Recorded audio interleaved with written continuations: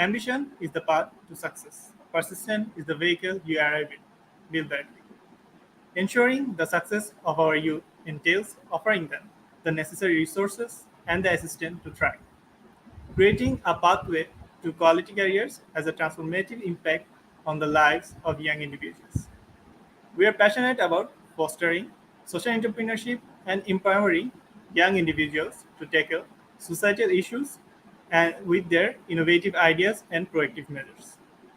Welcome to YSSE Presents Today's Changemaker. I'm your host, Rafi Hassan.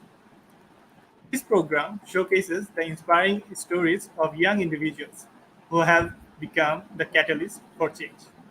They share their remarkable achievements, the obstacles they have faced, and the positive impact they have made on the society and the nation. They also share their dreams and aspirations. Today, with us, we have a very special guest. We have none other than one of the grand finalists of MasterChef Australia Season 13, Kishwar Chowdhury. Good evening, ma'am. Welcome to our show. How are you doing? Good. It's really, really lovely to be here on your show. So thank you for having me. Thank you, ma'am, for making time for our show in your busy schedule. So first, ma'am, can you please share how was your life back growing up in Australia and how did you connect with Bangladeshi tradition and their food culture? Um, Growing up, I was born and brought up here in Melbourne, Australia. Um, আর আমরা যখন বড় হচ্ছিলাম আমার বাবা মা সবসময় আমাদেরকে we would be very, very much in touch with the culture. So আমার দুটি বোন, তো আমরা তিন বোন সবসময় আমরা ছোট ছোট জিনিসের ভিতরে we would learn about the language, the food, the culture, the stories of Bangladesh. So a few of those would be through music, through art, through language school, but also through sharing festivities. 21 February celebrate করা, তারপর knowing, what is International Mother Language Day, what is 16 December, 26 March.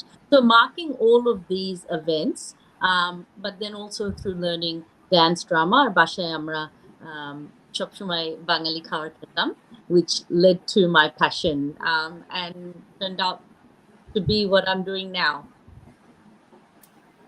Ma'am, nice to know. Ma'am, what has inspired you to participate in MasterChef Australia? My biggest inspiration, or my biggest push, I'd say, to get onto MasterChef Australia was my son, Mika. We were in lockdown during the time. আর আমরা MasterChef তখন দেখতাম, আর আমার ছেলে বলল যে মা, you should really go, you should really apply to this. তুমি you are so good at cooking, and I never thought of it professionally, and I certainly didn't think about coming onto television to do this. So it was the push from my son, but my greatest influence, I'd say, have to be from my mother and my father, who have always fostered good food and good cooking in our home. Okay, ma'am. Can you tell me what was the most challenging to you when you entered the culinary world? I think one of the most challenging to or quite scary things is to showcase food that no one has ever seen before. আমরা যেগুলো খুব commonly খাই আর আমরা মনে করি এটা খুব মজা। আজকে, for example, for dinner, আমরা বাসায় we had chutki. I couldn't imagine serving that to someone who's never eaten that before, or something that's boring. Sort of communicating through food, our culture and what we eat, it can be quite an emotional and quite a scary experience. But fighting through that and sort of being true to who you are has been, I guess, the greatest reward in my journey. Bangladeshi use in Bangladeshi food culture, we use lots of spices. Are they also available in Australia? Was there a concern that would you find that in their master kitchen or not? Yeah. Those ingredients. I think that's something that I always try and debunk. Amra Bangladeshi khare, we don't use. I don't think our food is very spicy. Yes, we use a lot of different spices, which you've mentioned, But most of those spices are very common across the world. We don't use a myriad of spices that are not available. There are a lot of produce that I would say that we don't find in the MasterChef kitchen, or we don't find globally. A lot of the vegetables that we eat, a lot of the fish that we find in Bangladesh. But spices, I think, are quite universal. They're just used in different ways. Okay, ma'am.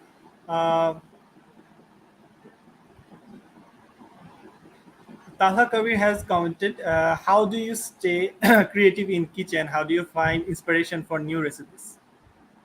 Um, I'm really, I'm really lucky that what the work I do now post MasterChef is quite creative work, and all the projects I do are quite new. So right now, I'm working on a project that is looking at sort of a day across Victoria.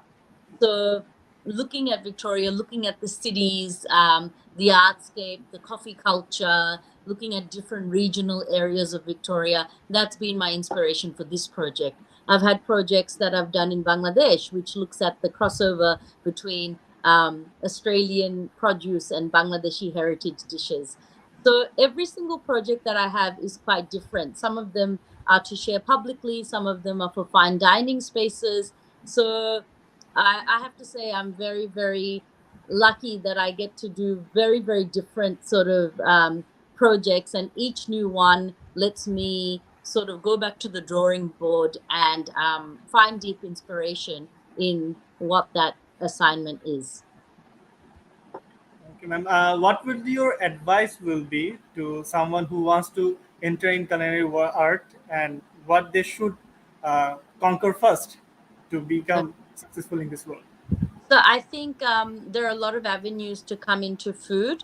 One of them is to be a chef. I think to be in food now, it's not necessarily the traditional chef pathways. So it's to find out what your strengths are and what you love about this industry. If you love baking, I would say definitely go and enroll in a course and learn the very, very basic skill sets for baking. If you want to be a chef, there are obviously the pathways to becoming a chef. I think something that's really important in this field is the number of hours that you put into the workplace. So find a good mentor, find a place that resonates with you, and try and get a traineeship there. I think working under a good chef and learning those skills the slow way is the most important thing that I even did to come into this book. Thank you, ma'am. Syed Sami Yasir have commented, what was some of the challenges you have faced in your work, and how have you overcome them? Um, I'd say some of the challenges you face in your work is things like, I think, if we're talking about, because we're talking on this platform about overcoming challenges, my food and the food that I represent and like to portray to the world is looking at Bengali food. And because it's relatively unknown globally, it was really to keep pushing those boundaries and find those spaces that would understand that food. So there's that. I think the long hours. I One of the challenges in being in this industry is that it's very, very long hours of work, and striking that good family life balance, I think, has been something that you have to find your niche in. Thank you, ma'am. Uh, Another comment was from Sia Mohammed Musa. How did you keep spontaneous and focused at work? How did I keep? So I think there's two aspects. There was MasterChef, which was very, very spontaneous. We only learnt about the challenges that we would have on the day. So you have to be very, very ready. And in this field, it is a very, very, you have to be quite focused to do this job, because the the events that we do and the way we orchestrate things in the kitchen, it's like a lot of cogs sitting in a place. So you're sort of sitting at the top, orchestrating and making sure that every single piece falls into place. And that comes from months and months of planning. So staying focused, staying extremely routine and regimented is part and parcel of this job. And I think just consistency, practicing your work, knowing your basics, having a good groundwork of any problems that might come, you have to have the ability to pivot and problem solve on a, I think, minute to minute basis in the kitchen. Thank you, ma'am. Uh, Ma'am, I wanted to ask a question for myself that when you were in the Master Chef and you were progressing the levels one by one, what was your target or what was your motivation to go and give your highest mark, or what was the thing you were saying to yourself that what you want to achieve in this session, or were you targeting for the grand finale or to win? What was the motivation behind every level that you have performed? Um, in a competition like MasterChef, which is a really, really high level of competition, I think you can only bring your best self on that day. And you have to sort of be very you have to be very realistic and easy on yourself when it comes to what this challenge, what this whole overall thing means. You can't be there when you're in top 15 telling yourself, I'm going to make it to grand finale. So I never really set unrealistic expectations. It was only taking it day by day and then week by week and saying, I can only give my best today. So being, like I said, being completely prepared, knowing your recipes, and being ready for any challenge that you might face that day, and building a strong sense of resilience. I think something like MasterChef or anything that's a difficult and long sort of end goal in mind, you just have to sort of take it day by day and then week by week and just keep putting one foot in front of the other. Um, Ending up in the grand finale, all of those things, I guess it happens when it happens, but when it doesn't, you still find a way to make the most of the experiences that you have. Thank you, ma'am. It is to give your 100% day by day and let your destiny make you go where you have to reach there. Um, Ma'am, can you tell us some differences between you before and after MasterChef? Um, Yeah, I think before MasterChef, I had a very, very full life. I was running a business. I have a family. I felt like coming into MasterChef, I was already a fully formed person and very, very in control of my life. MasterChef made me sort of strip right back down to basics and have to rebuild myself again and say, okay, who am I in this aspect? Who am I in this world? Who am I in this industry? And I had to sort of like really, really question my identity and what it is that I stand for. And I think I've having sort of stripped down, and it was a very public platform as well. You come out of there, you have to sink or swim. So you come out of there either completely shattered or you come out of there much stronger. And I really sort of accredit my growth through MasterChef, and I accredit that to where I am and what I'm doing now.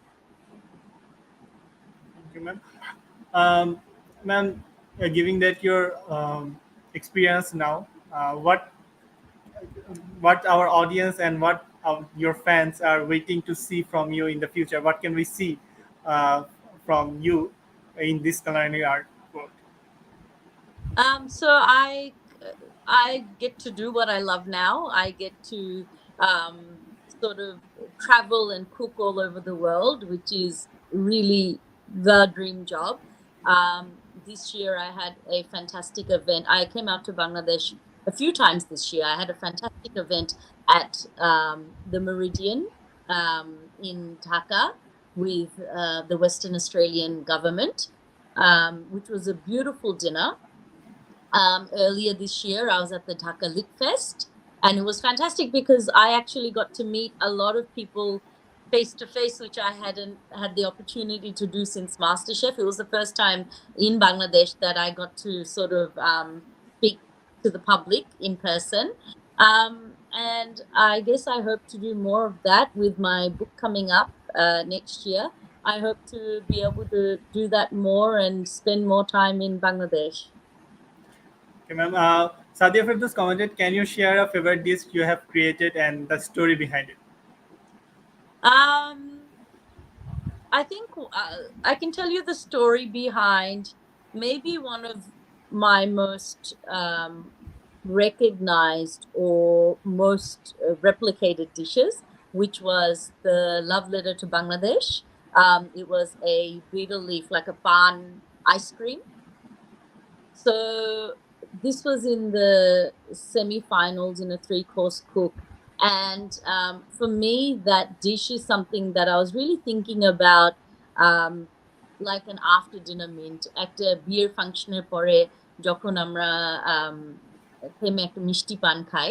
But how would we use sort of French pastry techniques? How does that sort of, how do we turn this on its head? So that's when I started. So, and then I asked the food team if I could have some betel leaf, like pan, and I made an anglaise and I turned that into an ice cream, and it was actually really delicious. So I went, okay, this works really well. And I didn't know I was going to do that in the semi-final challenge, but when they asked us to write recipes leading up to if we were going to sort of get into the finales or not, I went, I'm going to take a whim on this. I think it's a little bit out of the box, and I think it's very interesting. And I sort of took a chance on it, and that's something that has been viewed millions and millions of times world over. That's a recipe that's most replicated, but even now, 2-3 years on, that is my most requested dish. Ma'am, MD Tohidul Islam Khan have commented that when you face any obstacle in your field, how do you overcome and maintain your goals? I face obstacles in my field all the time. It's just like whether it's kitchen dramas or other little things, that nothing ever runs in a straight line, and that's just part and parcel of life, I think, across most industries. So the way to remain in the middle line and to achieve your goals, I think, is to keep steering back and keep remembering back what is the outcome, what is the objective. This is the goals I've set myself. How do I need to steer this back? And if you can't steer something back, how can you steer it forward? I think part of it is to, have that really ironclad focus as to what is your end goal. But a big part of that, I would say, is to have the flexibility and with the end goal in mind. If you can't get from A to B in a straight line, just think about the curvature and how, a test of your resilience is also how willing you are to compromise. And always, always, always remember that nothing is a singular journey. The people around you, for me, it's always my team, whether that's my kitchen team or whether it's that team that goes in front of house, or the team who are behind the scenes in the organizational or the events team or the PR or whatever that is. Your people are your biggest assets. So always surround yourself with good teams. Tap into their advice, tap into their knowledge, tap into new ways of doing things. I think a big part of it is whether you're in wherever you lie in a project, whether you're heading that project, whether you're in the middle ground or you're just working, always be open to learning new things, learning new ideas, bouncing off people around you. And when you keep your eyes and ears open, you'll always find new ways of doing things that you might not have done before. So I think that flexibility and learning something new from every project that you do is a really fantastic way. And often the results are even better than you would have anticipated if you work together and know how to work together and tap into the power of your the people around you. Ma'am, it is very courageous that you have tried your luck in many times in MasterChef and being creative at the time. How can you find that courage in yourself? That it's a big stage, but then I want to give it a try. I want to try my luck on this dish, and I want to try something new with it. There is a certain risk with it. How can you be so risk averse in the same time in a big platform like MasterChef? Yeah, I think there are times where I felt that, yep, this is risky. And I think throughout the journey in MasterChef, what you could see is I wore my heart on my sleeve.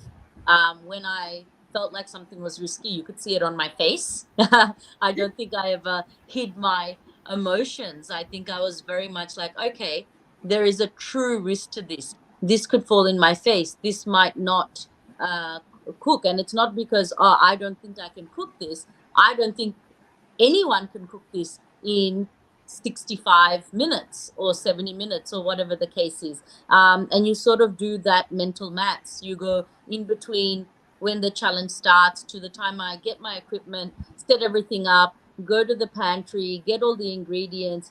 Can I make a uh, goat rasala in less than 60 minutes? So can I do this in 55 minutes and then plate the dish and also make a porota? So it's making calculated risks, and sometimes you have to sort of jump off that cliff a little bit. And at times, yeah, I wouldn't know what the outcome was until it happened, but you sort of have to have that faith in yourself and really just see it through. But for me, it paid off in a really big way. Um, Alhamdulillah, I have to say there were many times where I went, look, this might not work in this time limit, but time and time again, I proved to myself that I could do it, and the outcome for me was absolutely fantastic. Your courage have inspired many of us, the Bengalis, who have seen that show, and they were very inspired, and we were very inspired by your courage and your faith in Bangladeshi dish throughout your journey. Tasmia Tasdit Tammi, Apu, she commented that was there any particular moment in MasterChef where you felt overwhelmed, and if yes, please share the experience. Yeah. Um, yeah, there was a few times where it is a very overwhelming experience. Sometimes in a good way, sometimes in a not so good way. Um, in the sense that I think what you don't see behind the cameras is the journey of MasterChef is a very long journey. I was there for 7 months, and I was there without my family and not seeing my children. So being sort of isolated from all of that off the back of COVID was it was tougher than I anyone had anticipated, and I think during that time the world had also changed a little bit. So um, we did rely a lot on connections, on our family and our friends and everything like that. So I think that part of it was overwhelming. And there were times where, say, the challenges were very long or the days were just very long. And that can in itself feel overwhelming. There were a few times where I was completely overcome by emotions. Um, and sometimes that was in a very, very good way. While I was there on the show, there were moments, I know that there were moments where I felt like I've never seen someone like this on a platform that is this global on a world stage. I grew up as an Australian, as a Bengali Australian, here in suburban Melbourne. And just dishes like cooking 𝐓𝐴𝐷𝐸 or things, very simple things like cooking panta bhat. I know that what it meant, that this is just something that we eat at home. You don't go to a restaurant. Even in Bangladesh, you barely can go to many fine dining or fancy restaurants and, put this on the table and expect people to pay top dollar for this. And here I was saying, no, I believe in this food.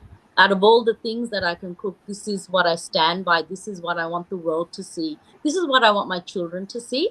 So in those moments, yes, there is a lot of, I guess, there's a lot of boldness, but there's a lot of emotion that rides on that, because it is something that's very, very close, and just intrinsic to who we are and very close to our hearts.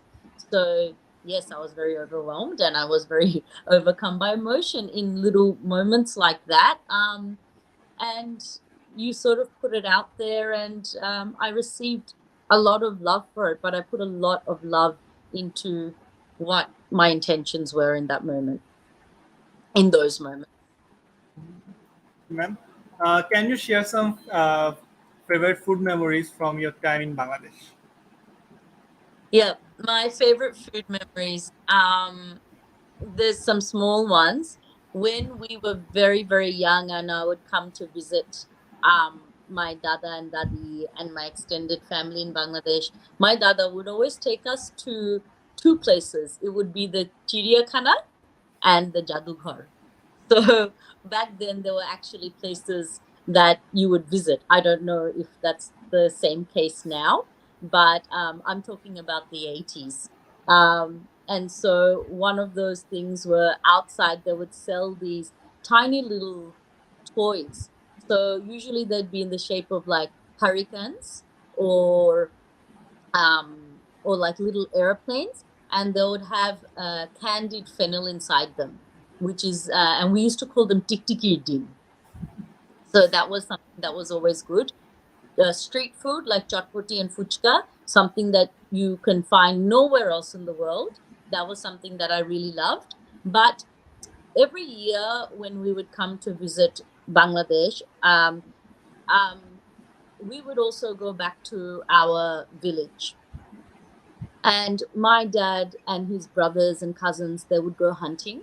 And my grandmother would cook in this beautiful kitchen. So we had our main house, and then we had like an atrium, I guess like a utan. And then on the other side of the atrium was where we stored all the grains and all the wheat and rice and food. And that's where the kitchen was as well. So then in large pots over wood fires, sort of matir chulai, my daddy would wake up very early in the morning, and we would have ake rosh, then we would have all kinds of pita. And this was all during winter. So just, I guess my very, very early memories and fond memories was sort of that very smoky dudh pita, ake rosh, having those meals, deshe barite. They were very, very formative on, I guess, my palate and how I viewed our cuisine. Those are solid traditional memories from your side. It was. It is clear, right? Clear now that you were very in touch with Bengali tradition and their food culture being uh, from the beginning of their journey. Uh, what do you think of? What Bangladeshi dishes would you describe one of the most underrated dish? Panta bhat, I guess.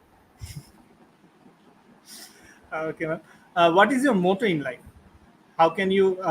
What is the philosophy behind everything?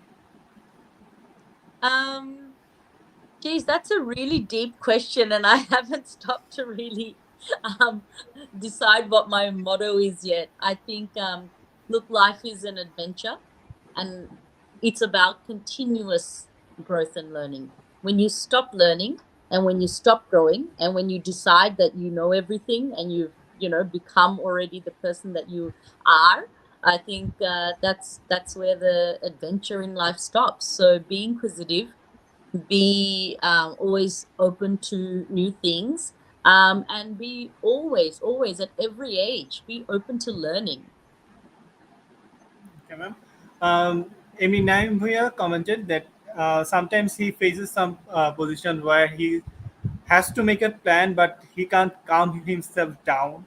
And you have faced this situation many times in MasterChef Australia. How could you calm yourself down and plan in the moment of time? Um, well, one thing is it really helps if you have a deadline. So if you have to get the work done or cook a dish in 60 minutes, you better calm down or expect complete failure. But I do understand it's about unraveling. And there is a point where I'm going to say give yourself permission to feel that anxiety, to feel that things could unravel. Because um, being aware of your problems is just as important as facing those problems. So yes, give yourself a time limit. Freak out if you need to freak out. We all have nerves when we have an exam. We all have those nerves. But just remember that that's a natural feeling. Um, I think things like having fear is not is a very human emotion. Knowing what to do with that fear, and I'd say overcoming or controlling that fear is what bravery is about. So be brave. So bravery is not a lack of fear, and it's just about conquering your fear. So conquer those natural things that make you anxious, conquer those voices that tell you that, okay, this is going to be hard, or this is difficult, or how do I calm myself down, and go ahead and give it your best shot anyway. Okay, ma'am. Miss Morshada have commented, which cultural program do you like in Bangladesh? Which is your favorite cultural program? What's my favorite cultural program? Um, I have to say, I think the most festive cultural program is possibly Pohela Boishak. I think it's the one where everyone really gets most involved. It feels like it's really a celebration across the nation. Um, and it's in all aspects of art, and then the way we dress. And then even when it comes down to the food, what the foods we eat during that day, but the songs and the dances, and the traditions around that day are quite extensive. So I think that's a great day of celebration. Okay, ma'am. Uh, what is your favorite Bengali dish to prepare? What's my favorite Bengali dish? I actually really enjoy cooking fish and seafood. So I'd say, yeah, I think it's very satisfying, and I always like a good, fish dish, whether it's paturi, whether it's macher jhol, or, do piaja, or even like a seafood type malai curry. I really enjoy seafood dishes. Okay, ma'am. What is your hidden talent?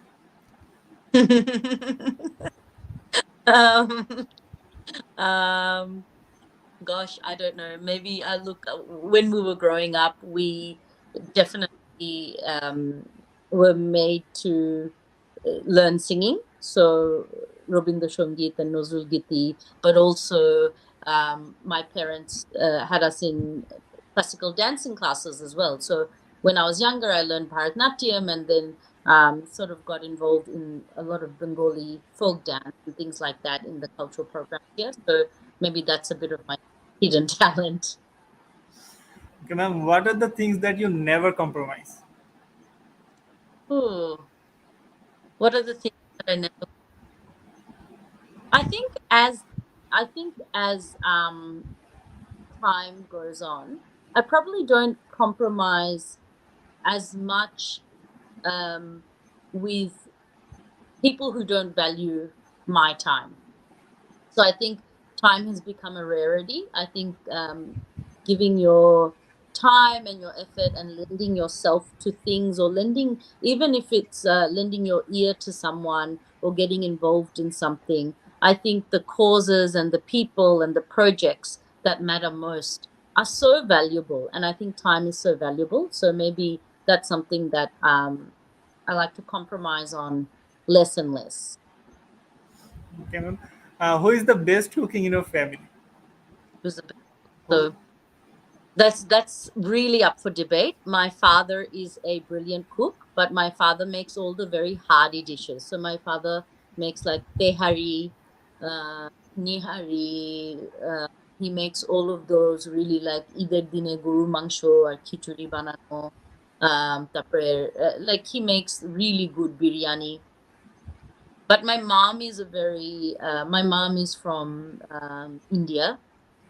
She makes very beautiful sort of those very light, delicate, sophisticated dishes. She's the one who taught me to cook fish and seafood, all of those beautiful vegetables that we have, all of those vegan and vegetarian dishes that are so, you know, prevalent in Bengali cuisine.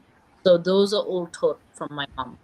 So my mom and dad are good cooks. I have two sisters who are excellent cooks, but we all have our different styles.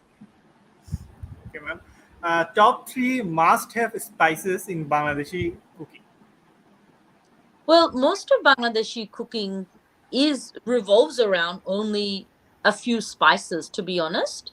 If you look at the four basic spices, it's like holud, morich, dhone, and jira. So that is like sort of the spice box. But for me, if you ask, if I had an option of having a few spices, what would it be? I would probably have a pachforon. Um, that covers, I think, a lot of things. Um, Something like, I think jira is necessary because you can do so much with it. Um, Chilies you don't need so much. I think holud and morich and dhone I can go without. So let's say pachforon, jira, and maybe something that you can use sweet. Either like darchini or elaichi. Okay, ma'am. Um, the celebrity you'd love to cook for. The celebrity I love for. So there are a lot of, I guess, chefs who I would love to cook for. Absolutely love ottolenghi. So it would be quite an experience to sit and probably eat a meal and hopefully have him cook for me. That would be the dream. Um, but I think if he was alive, I would love to sit down to a meal with Rabindranath Tagore, because his family and even Tagore really they sort of wrote an early book into Bengali culture about Bengali cuisine and I guess the cultural aspects of Bengali dining. So it would be amazing to sit down with Rabindranath Tagore and share a meal and cook for him, hopefully.